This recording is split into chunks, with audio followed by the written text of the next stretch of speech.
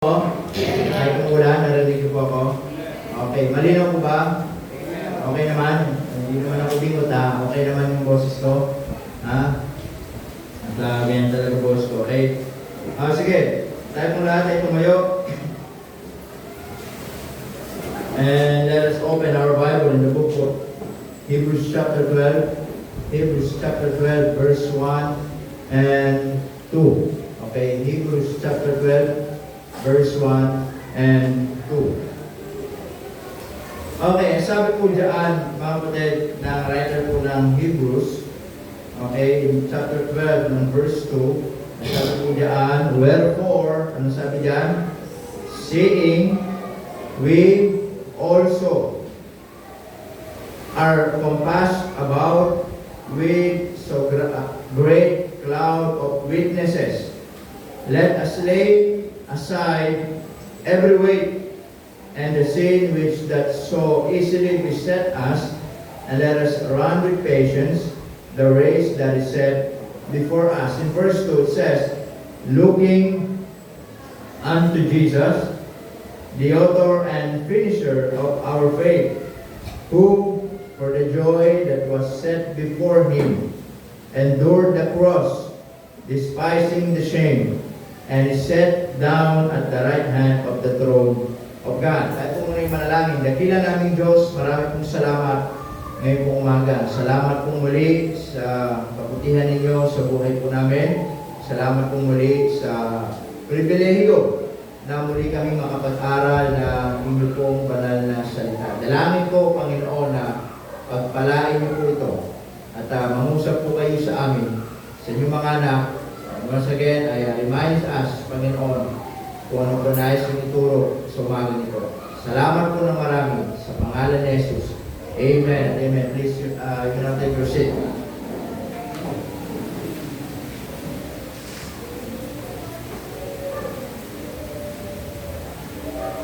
Okay.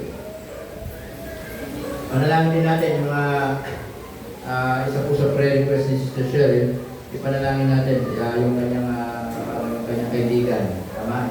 Pamangkin niya na pamangkin yata ang kanyang kaibigan sa Palawan na parang 11 years old pa lamang yata ay nag-fail yung kidney niya. So nagda-dialysis siya. So panalangin natin na nawa Panginoon ay gumawa at maging okay, but talagang kumbaga, himala talaga kailangan. Amen? At only 11 years old daw na babae ay nag-fail mo kanyang kidney, kaya panalangin po natin. Amen po ba? Nawa ipagaling ng Panginoon, nawa yung ano pa, mabuha pa sa maraming proseso. So, hindi po biro, pero panalangin natin. Amen? Ganoon din po, panalangin natin yung kanyang yung BPS materials, panalangin po natin.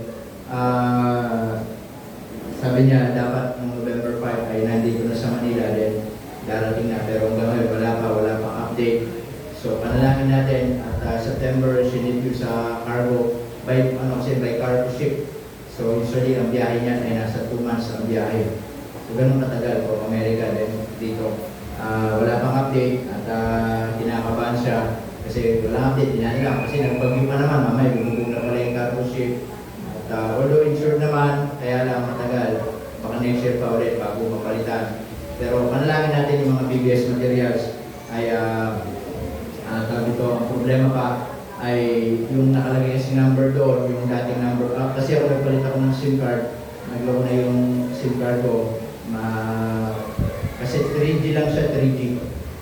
Okay? Kumbaga, lagi kasi may nagme-message, sabi niya, hindi nagagana yung SIM card mo, kailangan mag-update ka na to 5G, gano'n. Kaya, then yung SIM card ko kasi yung dati pa yung mga old SIM card, yung malalaki pa. At matagal na yung SIM card ko na yun, siguro may 17 years na yun. Bebenta ko na kay Boss Toyo. Matagal na yung SIM card ko na yun. Kaya nung nagpalit lang ng maliit na SIM card, ginunting ko lang yun para magkasya dun sa cellphone. Problema talagang ayaw na. Okay?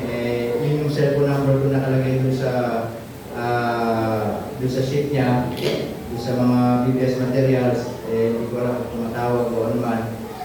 Nagpalit na po kasi ako ng guard. Anyway, panalangin po natin. Hopefully, ay dumating po yung ano po na yun, yung BBS materials natin. Amen mga kapatid? So, panalangin natin yun. And also, this morning, pag-aaralan po natin ay, katulad po na nabanggit ko kanina, is focus on 3G. Okay? Focus on 3G.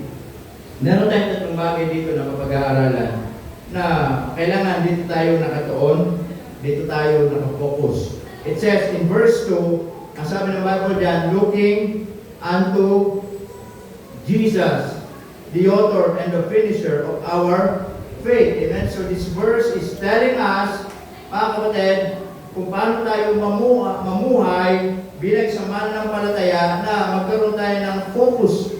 When we say focus, mga kapatid, we're just looking doon sa isang bagay na yun yung aim natin, yun yung i-achieve natin in spite of distraction in life, in spite of mga bagay-bagay na pwedeng magpabalin sa iyong pagtingin sa Panginoon. Amen? Ay sabi ng Bible, encouraging us, stay looking unto Jesus. Amen? Mga kapatid, yan yung laging paalala ng Panginoon po sa atin. Tama? Laging nagpapaalala sa atin in spite of many things in life na pwedeng dumating sa atin, and out of focus tayo sa ginagawa natin, then stay focused on God. Amen mga kapatid? Katulad ni Pedro, sabi ng Panginoon sa kanya, nung sila naglalakbay dun sa dagat, ay lumulubog yung kanilang bangka because po sa malaking bagyo, malakas na bagyo. And then, ang Panginoon nagdadasal doon sa bundok, bumaba siya para tulungan sila. And because of fear, mga kapatid, because of their fear, ay hindi nila na-recognize ang Panginoon na papalapit sa kanila. Tama, minsan ganoon ang tao, because of fear, hindi na natin ma-recognize kung sino ang Diyos sa buhay natin. Because of fear, hindi na natin ma-recognize kung paano gumawa ang Panginoon sa buhay natin. So because of fear, sila po ay hindi nila ma-recognize ang Panginoon na papalapit sa kanila. Tama? And because of fear, anong kasunod? Pagdududa. Tama? Yan yung nagagawa ng fear sa buhay ng tao na hindi na ma-recognize kung sinong Diyos. Pangalawa, pagdududaan na nila ang Diyos sa kanila pong buhay. Kaya sabi ni Pedro, ikaw ba yan, Panginoon? Kung ikaw ba yan, hayaan mo akong makalakad sa tubig patungo sa iyo. Ang Panginoon naman hindi madamot. Amen mga kapatid? Hindi sinabi hindi pwede. Ano sabi ng Panginoon? Come. Come. Amen mga kapatid? So when Peter start mga kapatid na humagbang patungo sa Panginoon, anong nangyari? Nakita niya yung malaking alon. Tama? Yung malakas na bagyo, naramdaman niya. And because of fear, ano sabi ng Bible? Lumubog po siya. Amen mga kapatid? And thank God, ang Panginoon ay, He was a gracious God. Amen? He is a merciful God. And immediate, ang sabi ng Bible, He stretched up His hand. Tinulungan kagad siya ng Panginoon. Tama, kaya nga nung sumakay ng Panginoon sa kanila, ay, on the other book, ano sabi ng Panginoon, nung natutulog siya, di ba? Ano sabi ng mga alagad, Master, wala ka bang pakialam sa amin? Mamamatay na tayo. Ang sarap pa ng tulog mo. Tama? Ginising nila ang Panginoon. Nasabi ng Panginoon sa bagyo, sabi niya, peace be still. Amen po ba? Sabi niya, kumalma ka. Then, ano nangyari sa panahon? Kumalma ang panahon. Because they did not recognize na ang ating Panginoon, He is the creator of the sea. Amen? Na minsan, hindi ng bagay na nakakalimutan natin because of fear that He is the one who control our life. Amen? Siya may control ng buhay natin. Siya may likha ng buhay natin. Amen mga kapatid? Kaya sabi ng Panginoon sa kanila, where is your faith? So, ang point doon, ang si Pedro ay makapaglakad sana sa tubig, pero because of distraction, ay nawala yung focus niya sa Panginoon, siya po ay unti-unting lumubog. Amen? Kaya, gusto ko maunawaan po natin, focus. Amen? Stay focused. Tama? Ibig sabihin po, ituon lang natin kung saan tayo nararapat, ano yung mga bagay na gusto natin gawin sa buhay natin, i-focus natin sa Panginoon. Amen? Sa church, no one is perfect inside the church. Amen? Meron tayong kanya-kanyang ugali, marahil yung iba, natitisod sa ugali ni ganito, hindi gusto ng ugali ni ganito. It's normal, sa church po yun. Bakit? Perfecto ka ba? Perfecto ba ako? Perfecto ba tayo?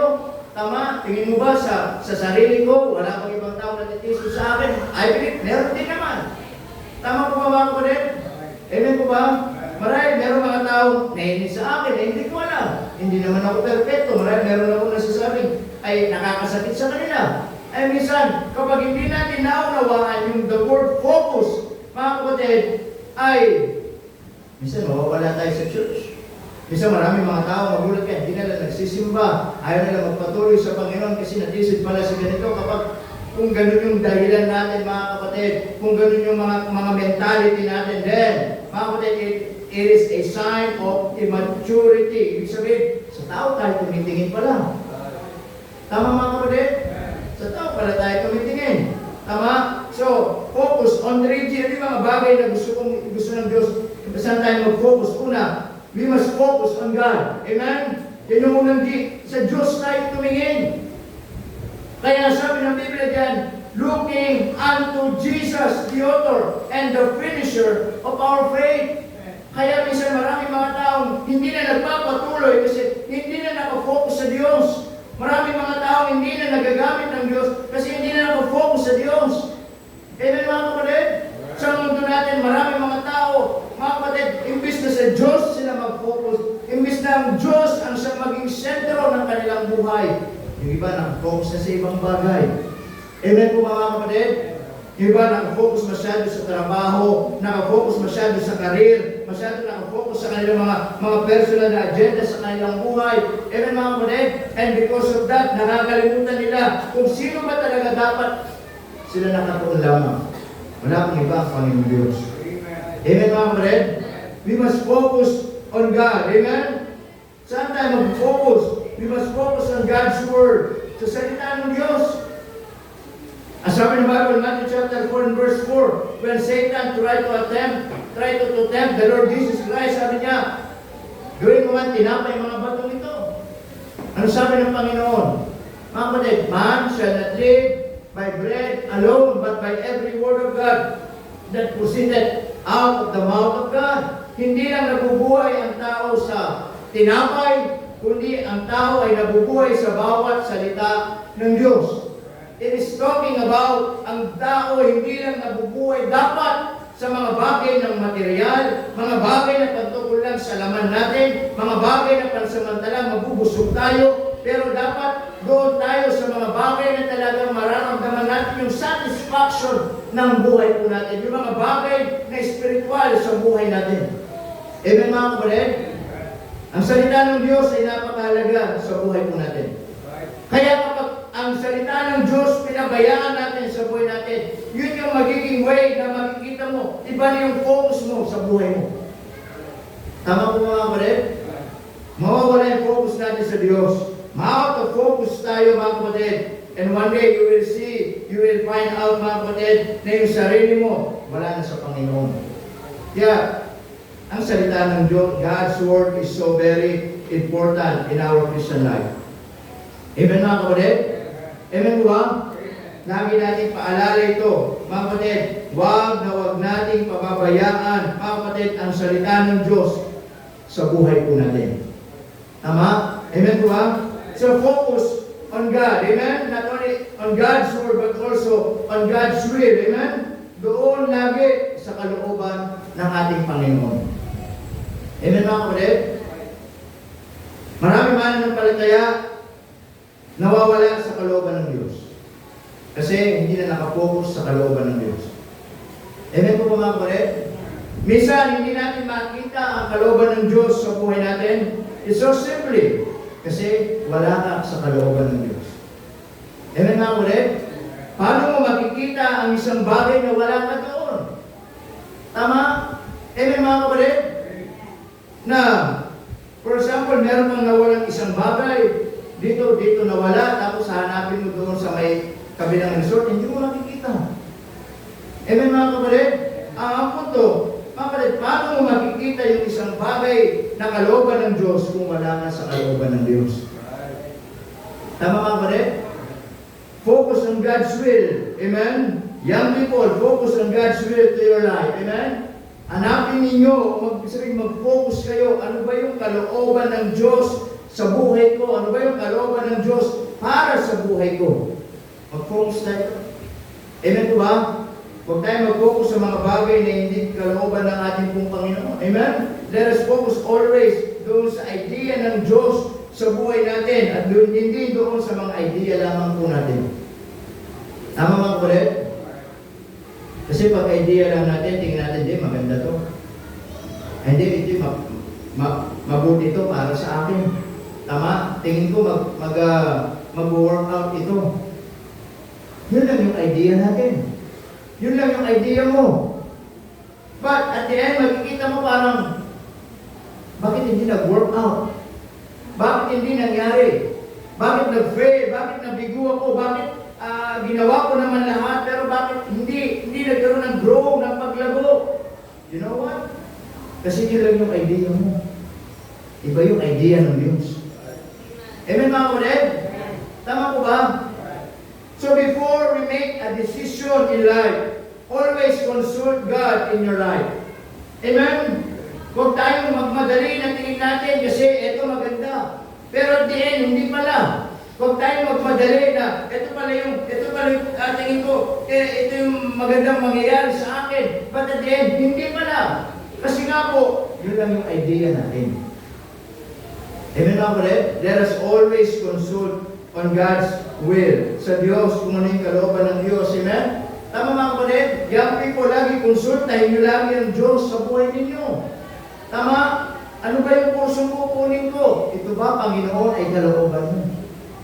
Amen mga kapatid? Anong trabaho kukunin ko? Ito ba, Panginoon, kalooban mo? You must always consult God in your life. Amen? Hindi ito yung kursong kukunin ko kasi magaling ako dito. Ito yung kursong kukunin ko kasi fit ako dito para ako dito. Pero makita natin naman para bang hindi nag-work out. Bakit? Kasi idea mo lang. Amen mga kapatid? Let us always consult God's will. Yung idea ng Diyos. Amen? Tama po ba? Ito yung kukunin kong trabaho kasi para ako dito.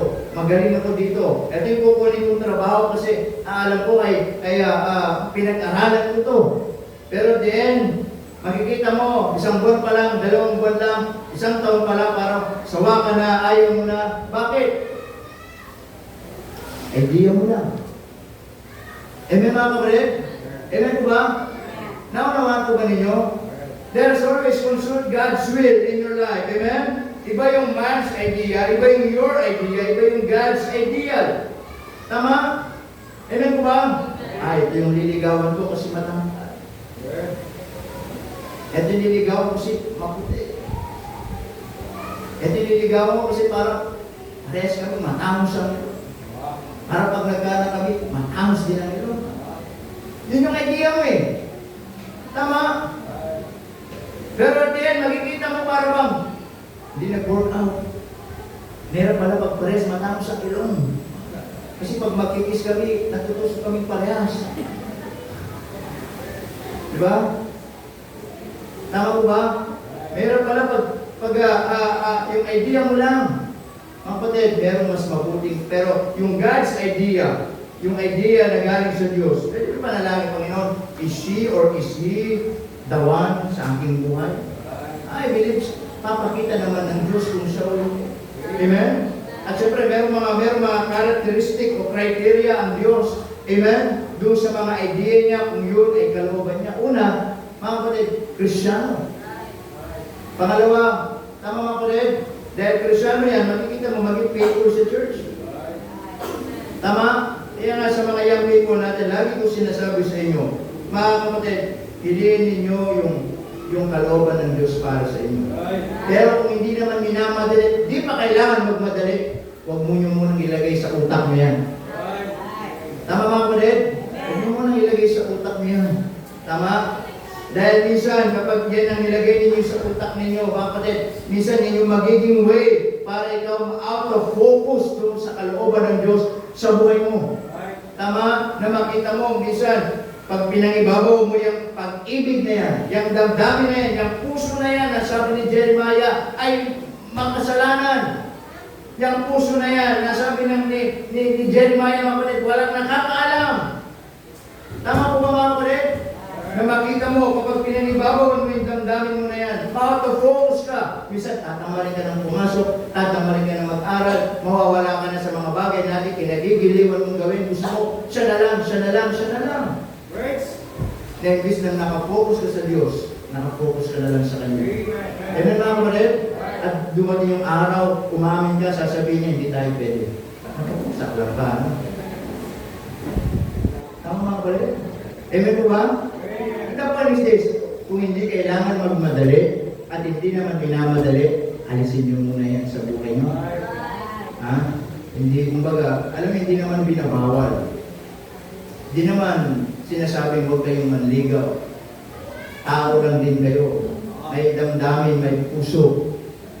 Tama mga ulit, na kapag nakakita ng maganda, sasabihin niyo kagad, siya na yun. Sino nagsabi siya na yun? Ang mundo mandaraya. Pwedeng panlabas maganda pag nagsalita, pare. Okay, magpadala kayo sa ganda. Kahit mga lalaki yan, pwedeng magmukhang maganda. Tama mga kapatid? Okay, magpadala sa kinis ng kutis. Tama? Amen po mga kapatid? Oo. Okay, huwag niyong madali, huwag niyong, amen mga kapatid? Naunawaan po ba ninyo? Kasi, marami ng mga kabataan, nawala yung focus nila minsan. Kahit nasa church nila, pero nawala yung focus nila doon sa kalooban ng Diyos. Dahil pinag-ibabaw yung damdamin.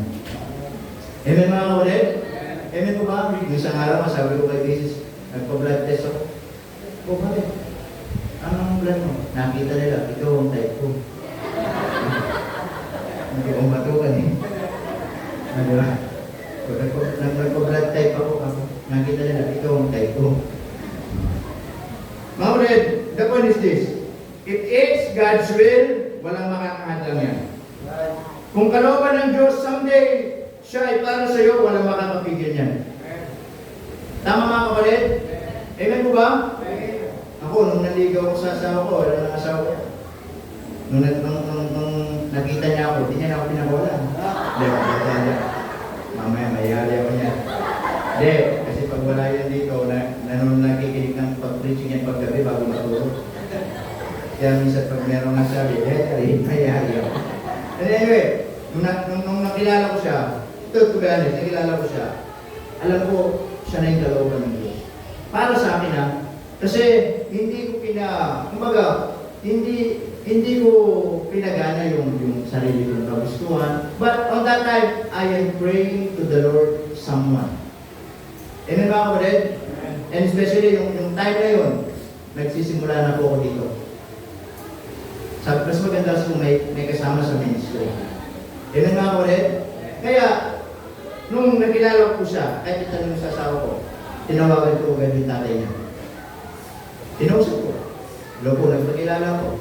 Sabi ko po, ano ba sabi ko sino?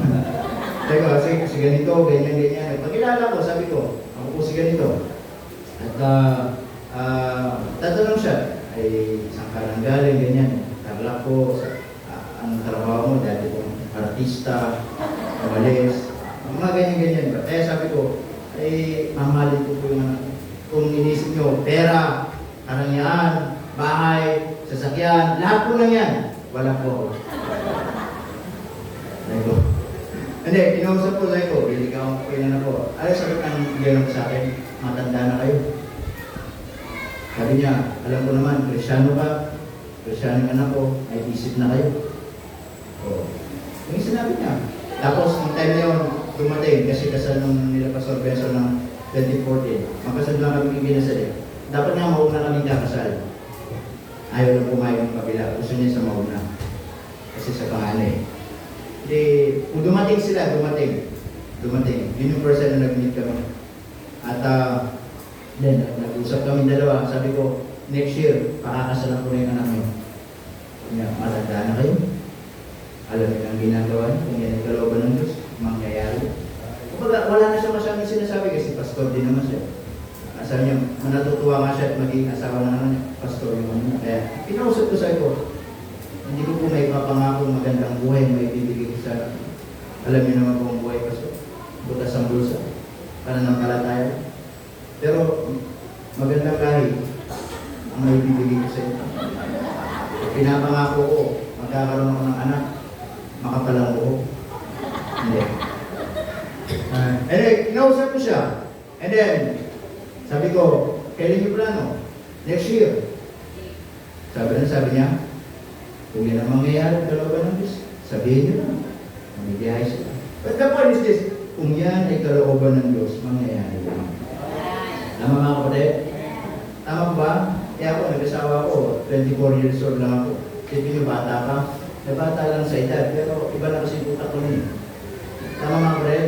Yung asawa ko na 26. 26 na si Mrs. ko nun. Kumbaga, 2 taon nga yung tanda niya sa akin. Eh dahil wala pa akong 25 nga, eh sabi nung sa munisipyo, kailangan ka po ng parent consent. Hanapin yung magulang ko. Wala akong magulang.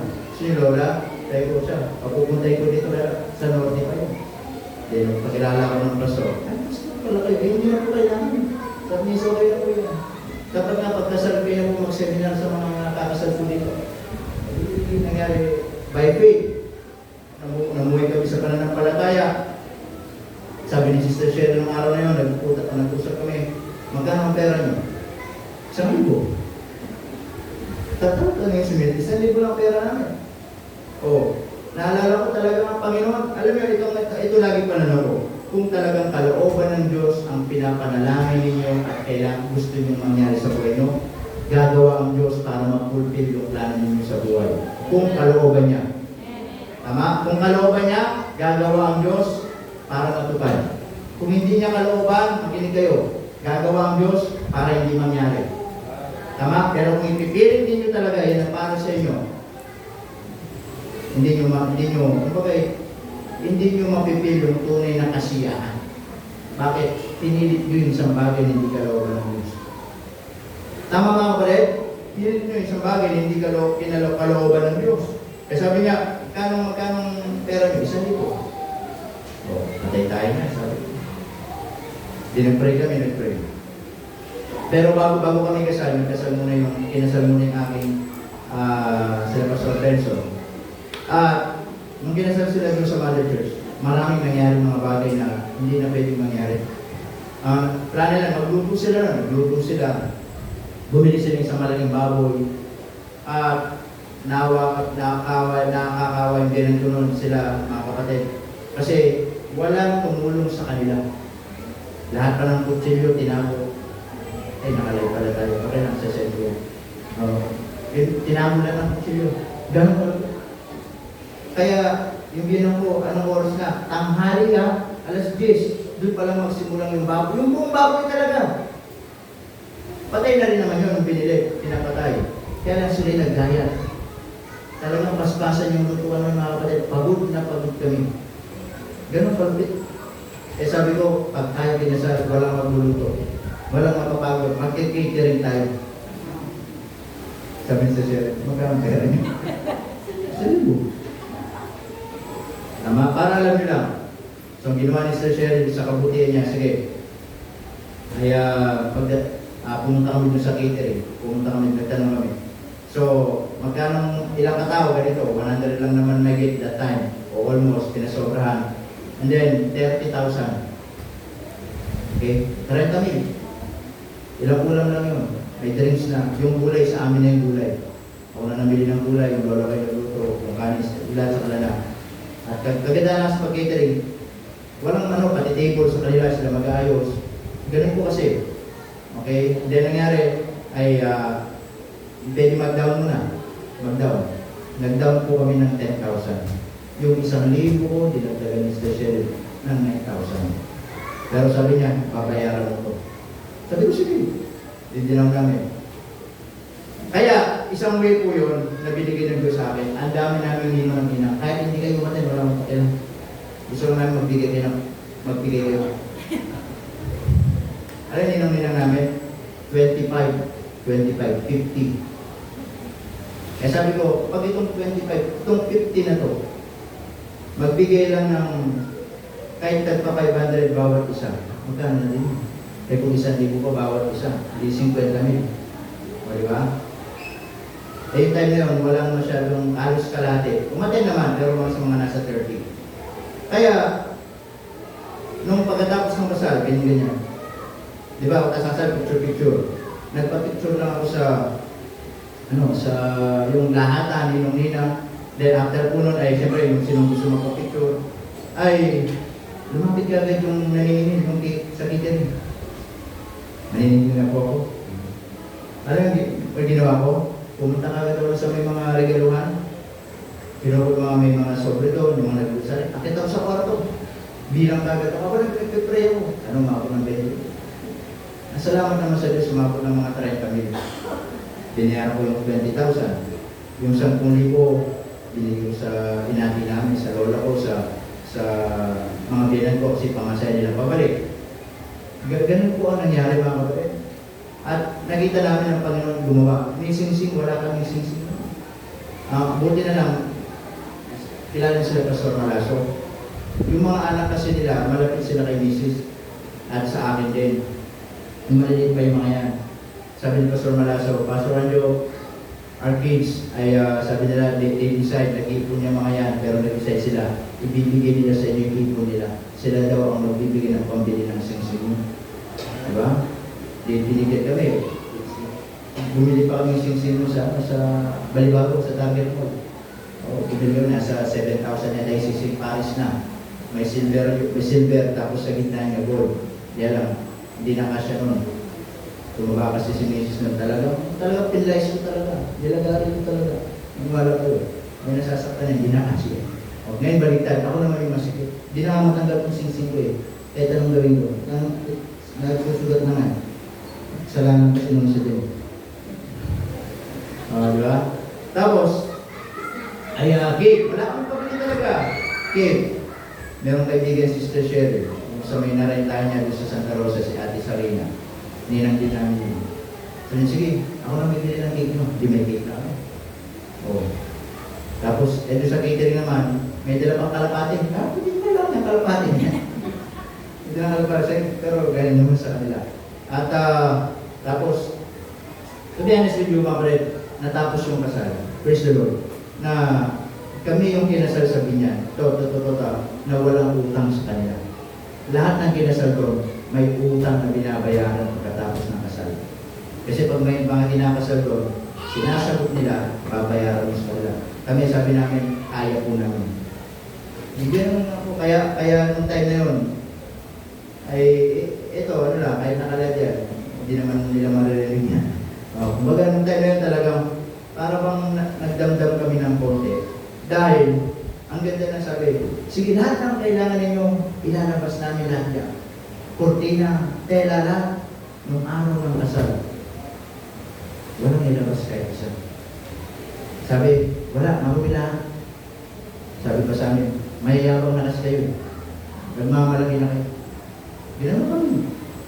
Hindi lang kami nagsalita. Kasi kasal namin yun. Yung umaga pa lang kasi nag-ayos kami. Sabi ko sa sarili ko, papatunayan namin kakasal kami. Kung pwede nga lang sa ibang lugar, kaya lang respeto na lang. Kakasal kami, wala kami babayaran kahit peso sa inyo. Hindi niya sa isip ko. Kinasal kami, wala kami bayad na utang. Yun yung kagandahan ko sa amin na kinasal kami, walang talagang lahat. Tapos, sabi ko sa sheriff, paano ko babayaran yung utang ko sa'yo? Yung 10,000. Sabi niya, no problem. Sabi niya, tayo sa Santa Rosa pa siya. Twice a week, mag-garden ka sa bahay ko. Linisin mo yung mga damo-damo, yung sasakyan, linisin mo yun, gawin mo yun. Hanggang kada linis mo, sabi niya, 1,000. Tinapos ko lahat yun, ang mabayaran ko, sa 20 sa kanya. Punta ko sa Santa Rosa, pag Lunes. Tapos pag Sabado, ganyan, minsan. Basta nilinis ko lahat yun. Hanggang sabi nga, sige, you're paid. Diba? Paid ka na. The point is this, mga kapatid, young people, kung kalooban ng Diyos, kalooban ng Diyos. Amen? Kasi ang problema, kapag hindi pa kalooban ng Diyos at nag-focus kayo dyan, mawawala kayo sa focus, yung sa Panginoon. Tama mga kapatid? You must stay on focus. Mga kapatid, not only on God's Word, but also on God's will. I believe, meron talagang mga kapatid, kung ba si word nila, itinadhana para sa inyo. Sabihin, meron inilaan talagang Diyos para sa inyo. Tama mga kapatid? And on the right time, right place, right person, ibibigay ng Diyos yan. Tama? Ulitin ko. Kung hindi naman kailangan magmadali at hindi minamadali, lalo na hindi pa nga kayo tapos ng pag-aaral, mag-aaral muna kayo. Tama? Yan muna yung focus, mag-aaral muna kayo. Huwag yung tsaka na yung mga ligaw-ligaw na yan, tsaka na yung jowa-jowa na yan, mag-aaral muna kayo. Tama? Ngayon, kung tapos na kayo mag-aaral, gusto nyo mag-jowa, o walang pipigil sa inyo, tapos na kayo mag-aaral yun. Tama? Gusto nyo mag-asawa, tapos na kayo mag-aaral, may trabaho na, di mag-asawa kayo. That makes sure, ay yun ay kalooban ng Diyos para sa inyo. Pero pag nag-aaral pa kayo at umaasa pa sa mga magulang ninyo, huwag muna. Tama? Doon muna kayo, focus lang. Pag-aaral. Anong gagawin nyo? Mag-aral, mag-aral, mag-aral. Eh may mga kapatid, huwag nyo muna pagsabihin, aral, ligaw. Aral, ligaw. Hindi ko sinasabing hindi tama yun. O mga kapatid, ay, ang sinasabi ko, kung hindi pa kailangan, huwag muna. Tama mga kapatid? Amen po ba? O, tanungin ko kayo, kayo na ba naglalaban ng damit nyo? Ha? Kayo na ba naglalaban ng brief panty nyo? Ha? Baka naglalaban ko mga magulang, tapos may jowa-jowa pa kayo nalalaman. Pag nag-asawa na kayo, handa na ba kayo maglaban ng sarili ng damit? Handa na ba kayong maging independent sa sarili ninyo? O, mamay, may asawa na kayo. Ma, palaba. Ma, o, si ganito. Pag hindi pa kayo handa sa isang bagay na papasukan nyo, dyan muna kayo, mag-aral muna kayo dyan. Amen mga kapatid? Naunawaan mo ba ninyo? O, sana naunawaan ninyo. Amen? Ang sinasabi ko mga kapatid kasi, marami ng mga kabataan nagmadali na pariwara. Tama? Nagmadali. Sira ang buhay. Amen mga kapatid? Tama po ba? So focus on God, not only on God but also on, mga kapatid, focus on your goal. Ano ba yung goal ninyo sa buhay? Secular goal. Ano ba secular goal? Ito nga yun, mag-aral kayo. Ano ba yung gusto nyo mangyari sa buhay? Tama? After 5 years, anong gusto nyo mangyari sa buhay ninyo? Makapagtapos ng pag-aaral. Tama, anong kursong kukunin nyo? Edok na naman. Magpalit-palit na naman kayo ang kurso ninyo. Ha? Marami na tayong mga edok dito. Nakakaloko lang talaga sa gobyerno natin. Ang tagal ng process. Tama mga kapatid? Ilang taong ka mag-aaral ng edok? Pag-graduate mo, hindi mo magagamit. Kailangan mo na mag-board exam. Tama? Papanalangin mo na makapasa ka. Pag nakapasa, hindi mo rin magagamit. Bakit? Kailangan mayroong mga available na unit o mayroong mga school na pwede ka mag-apply. Kung makapag-apply ka, maghihintay ka ng tawag. Ang problema, ilang taon na hindi ka pa tinatawagan. Kaya ito nangyayari, kaya mga teacher natin sa Pilipinas, napipilitan mag-abroad, doon magtuturo. Not only because malaking sahod, pero tagal kasi dito, hindi nila mapakinabangan kagad. 5 years na, 6, 7 years, 8 years, hindi pa rin nagagamit. Kaya hindi natin masisising iba, nag-abroad, doon nagtuturo, doon nag-apply, kasi doon kagad, napapakinabangan kagad nila. Tama po ba mga kapatid? Yes, meron mga diploma, tapos yun na. Hindi na pinag-usapan eh. Kailangan i-apply mo. Amen mga kapatid? Kaya, huwag na mag-edo. Ha? Tama na si Betsaya. Last na si Betsaya mag-edo. Kumusta pala yung mo? Wala pang update. Panalangin natin si Sister Betsaya kasi nag-board exam siya. Panalangin natin na kalooban ng Diyos ay makapasa. Amen? Tama po ba? Kaya yung iba ay, imbis na mag-edo, yung iba ay nagsiship sila sa ibang course na mas madali. Nakikita agad sila. Tama? Amen mga kapatid? Last na si Betsaya. Sino mayroong magplano mag-edo dito? Ha? Si Kulot? Si Sol?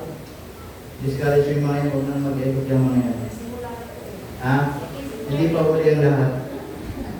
Maghanap sila ng kurso, pwede nilang ipasok yung mga kurso namin nila. Ha? Criminology, may magpupulis. Magpupulis. Ha? Ano yun? Pastor na pogi? Ha? Handa ka bang pumatay ng tao? Wala naman masama, pero ayaw rin kayo mag-criminology kasi papatay kasi kayo ng tao dyan. Papatay ka dyan. Lalo na mga babae, walang maging criminology sa inyo. Kasi bakit? Kakalbuin kayo. Bubututin yung mabang buhok ninyo. Maraming kurso na pwede nyo, ano. Okay? Pero, the point is this, mga kapatid. Ano yung gusto ninyo maging goal? Secularly, ano yung goal ninyo sa buhay? Anong goal ninyo? Anong kurso ba ninyo gusto maging? Teacher, ano ba? Math, seaman. Parang di na practical ng seaman, lagi may bagay sa dagat. Ano ba? Si Taye. Ano yun, di ba? Midwife o tawag daw yung nagpapaanak. Di naman niya magagamit dito sa church natin. Tama? Panalangin na si Taye, sana yung magamit yung kanyang ano. At makapagpatayo tayo ng clinic, lying in. Pwede ka bang mag-ship, halimbawa, pag veterinaryo, magpapanak ng mga aso, gano'n na, parang mas practical yun kaysa sa tao, tagal eh. Mag-aral ulit. At least, kung sa aso naman, mga sinistar siya, ito na lang tatawagan. Diba? Okay lang din yun, at least ma-apply mo pa din. Anong kurso ninyo? Tourism, HR, Dapat kung yun yung gusto ninyo mangyari secular, at yun yung goal ninyo, listen to this, mag-focus muna kayo dyan. Tama? Ibig sabihin, kaya nga sinasabi ko, pagsikapan ninyong matapos. Mag-aral kayo ng mabuti. Tsaka na muna yung ligaw-ligaw, tsaka na muna yung mga bagay na mag-distract sa inyo. Tama po mga kapatid? Amen po ba? Mayroon naman, di pa kayo tapos mag-aral, buntis kayo maaga. Di pa kayo tapos mag-aral, ay problema na agad ang bibigay sa mga magulang ninyo. Mag-aral muna kayo. Ibig sabihin, mag-focus muna kayo sa secular goal ninyo. Amen mga kapatid? Not only on secular goal, but also, siyempre, ano bang goal natin? Not only secular goal, but also spiritual goal. We as a Christian, what is our goal in our Christian life? Ang goal ba natin, lagi na lang magsimba every Sunday? Ang goal ba natin, lagi na lang umawit sa Panginoon? Ang goal ba natin, lagi na lang bang nasa church? But those things are good. But listen to this. Ang goal natin is spiritually is to grow. Lumago. Amen mga kapatid? Hindi pinag-usapan dito. Gano'n ka nakatagal dito sa simbahan? Hindi pinag-usapan dito. Mga kapatid ay involved ka sa isang ministry. Marami mga involved sa ministry, hindi lumalago spiritual. Marami sa simbahan, mga kapatid, ay parang mga pang-disenyo lang. Tama? Ibig sabihin ng pag-disenyo, nandyan lang pag Sunday. Pag may gawain, nandyan lang. Pero spiritually, they're not growing. Kaya nga minsan, kapag hindi natin ginol ang paglago natin sa Panginoon, katulad ng nabanggit po kanina, ang dali nating matisod, ang dali nating ma-open, ang dali nating mawala sa church, ang dali nating magtampo, ang dali nating magalit. Bakit? Hindi tayo lumalago. Amen mga kapatid? Kaya nga kung paano natin pinapalago ang mga bagay na nakapalibot po sa atin sa trabaho, sa pag-aaral, kung ano man yan, sana huwag natin pababayaan din palaguin yung spiritual na buhay natin. Amen mga kapatid? Tama po ba? Dahil ang Panginoon kapag bumalik, hindi naman niya tatanungin o gano'n ka kayaman. Kapag ang Panginoon ay bumalik, hindi naman niya tatanungin ano bang kursong natapos mo. Hindi naman niya tatanungin kung gano'n kalaking bahay ang naipundar mo. Tama mga kapatid? Hindi naman niya tatanungin kung gano'n kadaming sasakyan ang bili mo. Tama? Tatanungin niya mga kapatid, sa pagdating niya sa atin, tayo ba ay malago spiritual? Amen mga kapatid?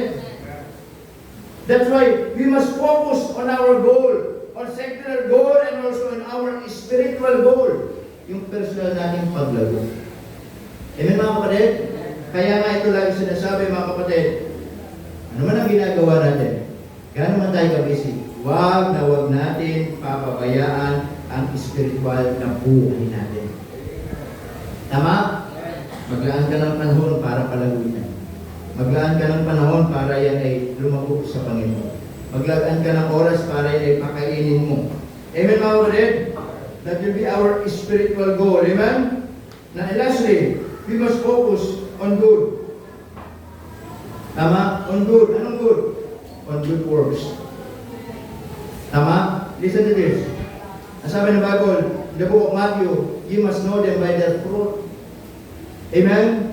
In Matthew chapter 5 verse 6, sabi doon, let your light so shine before men that they may see your good works. Ang sabihin po, ito yung kabutihan. Tama? Amen po ba? sa kabila ng mga iba't ibang ugali natin, sa kabila na meron tayong mga bad side personally sa buhay natin noon, sa kabila na alam natin ano yung limitasyon ng buhay natin, sa kabila ng alam natin limitasyon ng ugali natin, amen? Sana pangibabawan pa din natin yung kabutihan sa kapwa natin. Amen mga kapatid? Dahil ang kabutihan o paggawa ng kabutihan mga kapatid, una yan po ay kalooban ng Diyos. Yan po ay bunga ng pagiging ligtas. At yan po ay dapat nakakabit sa isang mga tao o nakakabit sa mga mananampalataya, sa mga anak ng Diyos, dahil yung kabutihan na yan. Yan yung nakikita ng tao sa atin. Mahirap makilala tayo Kristiyano. Pero sa pangalan lamang. Hindi magandang alam-nala na nagsisimba tayo pero mas kilala tayo, pangit ang mga ugali natin. Pangit ang ugali. Ang sama ng pakinggan, no? Okay lang sabihin ng sama ng ugali, kaya sabihin, pangit ang ugali. Yun ang mas nakakasama ng loob eh. Ano? Tama? The point is this, hindi kasi maganda na makilala lang tayo Kristiyano pero sa ugali natin hindi pagiging Kristiyano. Amen mga kapatid? Yung kabutihan pa rin, kaya nga sabi ng Biblia, pag sinampal ka, ibigay mo yung kaliwa. Ibig sabihin, tinuturo ng mga kapatid, in the book of Romans, gantihan ang kasamaan sa pamamagitan ng kabutihan. Na kahit gaano sila kasama, kahit gaano sila hindi maintindihan, na minsan ikaw din nagpipigil, na ikaw din na hindi mo maintindihan, pagsikapan mo pa rin, gumawa ng kabutihan. Bakit? Hindi kalooban ng Diyos. And you must focus, amen? Kasi pag nag-focus ka sa isang bagay na hindi maganda ang kahinan. Pag nag-focus ka sa isang bagay na mali, hindi maganda ang kahinan na. Amen? Sabi ko nga po, yes, iba-iba ugali ng tao. Alam mo yung sarili mo. Alam mo hanggang kailan yung limitasyon mo, amen? Na dati ay nung hindi ka pamananampalataya ay ganito yung ugali mo. Pero niligtas ka ng Diyos, sabi ng awit kanina, patunayan mo na may pagbabago. Amen? At dati kung lagi ka, masama ang ginagawa natin, then we must focus ngayon sa kabutihan. Tama? Amen po ba? Kabutihan, yung lagi ipakita natin. Lalo na tayo, mga kapatid sa Panginoon. Amen? Magkakapatid sa Panginoon, magpakitaan tayo ng kabutihan. Amen? Sa ibang tao, magpakitaan tayo ng kabutihan. Yung good, yung mabuting gawa. Importante po yan. Amen? At yan tayo mag-focus. Tama mga kapatid? Anong halaga na kilala ka bilang isang mayaman pero wala kang kaibigan kasi ang pangit ng ugali mo. Tama mga kapatid? Yes, kilala ka nga na galing sa isang pamilyang edukado, wala ka namang masyadong kaibigan kasi ang pangit ng ugali mo. Tama? Kilala ka nga na maraming natapos sa buhay, wala namang mga tao may gusto sibak, ang pangit ng ugali mo. Amen mga kapatid? Kilala ka nga na may pangalan dito sa mundo, kilala ka na mayaman, mayroong matas na reputasyon, pero ang problema, nangingibabaw pa rin yung mas kilala ka na pangit ang ugali mo. Amen mga kapatid? Abay, di bali, wala kang bahay, at least marami kang kaibigan kasi maganda marunong kang magsama. Naunawa po ba ninyo mga kapatid? Mas maganda yung kinakaibigan ka ng tao kasi mabuting tao. Kasi yung kinakaibigan ka nila kasi alam nila, mayaman ka, edukado ka. Tama? Amen mga kapatid? Kaya maganda yung napapalapit ang tao sa iyo dahil kilala ka nila na mabuting tao. Amen po ba mga kapatid? Kasi minsan na tayo mabuhay dito sa mundo. Anong iiwan nating pagpapakilala sa maraming tao? Mamamatay tayo kung kilala ka na masamang ugali. Mamamatay tayo dito kung kilala ka pag-uusapan na pango ka, pangit ka na nga. Hindi naman ano. Tama ba? Ibig sabihin, life is short and uncertain. Tama mga kapatid? Mas maganda kung dumating yung araw, pawihan tayo ng buhay. Maganda yung mga pag-uusapan sa atin. Nasabi nila, yung nabubuhay ko, nakakabait na tao. Tama mga kapatid? Yung tao na yun na nabubuhay, napakadaling lapitan niya. Tama, walang inaapakang tao yan, marunong rumispeto sa kapwa, napakabuting tao. Di ba mga kapatid? Eh, anong gusto nyo? Pag namatay, kung pwede lang may record, no? Sabihin, buti nga sa kanya. Dapat noon pa namatay eh. Di ba? Pangit kasi ng ugali, sama ng ugali. Di ba mga kapatid? Oh. Focus on good, amen? Kabutihan. Tama? Not only doon sa mga bagay ng malalaki, pero makinig tayo mabuti. Even sa mga maliliit na bagay, magpakita natin ang kabutihan. Amen mga kapatid? Pakita natin ang kabutihan. Bakit? Mga kapatid, yan yung kalooban ng Diyos. Amen? Dahil ang buhay natin minsan lang. Huwag natin hayaan ang iiwan natin sa mga tao ay isang hindi magandang patotoo. Huwag natin hayaan, minsan lang ang buhay, iiwan natin sa mga tao, pag-ikwentuhan tayo, masama ang ugali. Masama, hindi maganda. Amen mga kapatid? Mas mahigi, iwan na natin ang mundo nito. Mag-iwan tayo ng kabutihan. Amen po ba mga kapatid? Kabutihan sa kapwa, kabutihan sa pamilya, kabutihan kanino man. Amen mga kapatid? Dahil ito tatanda ninyo, ang kabutihan hindi kayang bayaran ng pera. Tama? Alam niyo po kung anong nababayaran? Yung kasamaan. Bakit? Sa gobyerno natin, kung kabutihan ang nananaig, walang mga kurakot. Pero dahil nababayaran ng kasamaan, yun ang ginagawa nila ng kasamaan. Amen mga kapatid? At maraming mga taong galit sa kabutihan. Tama po ba? Mas maraming mga tao mas nagagalit sa kabutihan kaysa kasamaan. Amen mga kapatid? At tanda natin, ang kabutihan ay dapat mas matimbang kaysa sa kasamaan. Amen mga kapatid? So may pumaga, it is a reminder for us. Focus on religion yun. Sa Diyos tayo mag-focus. In spite of distraction in this world, we must focus on God's word. We must focus on God's will. Amen? Yung kalooban ng Diyos, yung salita ng Diyos, we must focus. Not only on God, but also we must focus on our goal. What is our goal in life? Ano yung mga goal natin sa buhay? After 5 years, makapagtapos ako ng pag-aaral. And then after another 5 years, magkaroon ng magandang trabaho, then makapagsimula ako magpundar-pundar ng sarili kong bahay. Then another 5 years, ay magpipray ako na merong bibigay ang Panginoon. Amen mga kapatid? Then maging asawa mo, after 5 years. Oh. Tama mga kapatid? You must focus. Ang secular goal, ano yung gusto mong mangyari sa buhay? Focus ka dyan. Amen mga kapatid? Mag-focus ka dyan at huwag mo papabayaan na maraming mga pwedeng humadlang dyan, mga tao, bagay-bagay, sitwasyon na mapahinto ka doon sa gusto mong mangyari sa buhay. Na alam mo, yan ay kalooban ng Diyos. Tutuloy mo. Amen? And also on our spiritual goal. No matter what happens, kapatid, sana natin pababayaan ang paglago natin spiritual. Amen? Now, yan ang wag natin pababayaan. Lumagungan tayo sa maraming bagay. Walang kwenta yung mga yan kung mapabayaan naman natin ang spiritual na buhay natin. Tama?